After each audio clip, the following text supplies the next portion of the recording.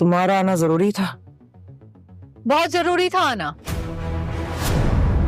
Hospital की कहानी hospital से ही शुरू की जाए। शाजिया, तुम जिंदा हो? मुझे तो यकीन नहीं आ रहा तुम जिंदा हो। दूर हटो तुम मुझसे। मारकर पूछ रही हो कि मैं जिंदा हूं? देख लो, जिंदा हूं। वक्त ने कैसे जगह बदल ली। लेकिन यहां अपना बदला लेने नहीं आई हूं मैं, यहां अपनी बेटी का बदला लेने आई हूं।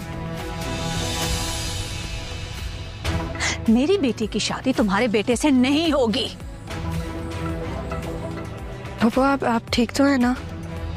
ये मेरी मम्मा घर से नहीं भागी थी ना? तुमने कहा था ना कि तुम्हारा भाई मुझे मार देगा, फिर मारा क्यों नहीं? अरे कैसे मारता, उसका तो खुद इतना बुरा एक्सीडेंट हुआ था, मैंने अपनी आंखों से उनको खून में लिपटा हुआ देखा था। झूठ। तुमने कहा था कि उसकी आंखों में खून उतरा हुआ है, याद है मुझे। यकीन करो मेरा शाजिया, ऐसा कुछ नहीं कहा था, सब याद है मुझे। मुझे भी सब याद है। सारा क्यों नहीं दी थी मुझे तुमने? अरे कैसे देती, इतनी नन्ही सी जान थी। जब हमें पता चला कि ये इनक्यूबेटर में, उसके बाद उस वक्त तो तुम चली गई थी और आ जाइयो वापस।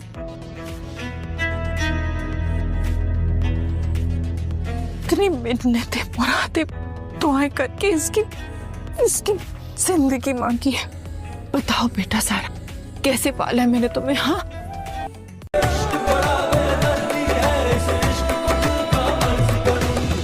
तुम्हें क्या लगता है मैं सारा की तरह हूं?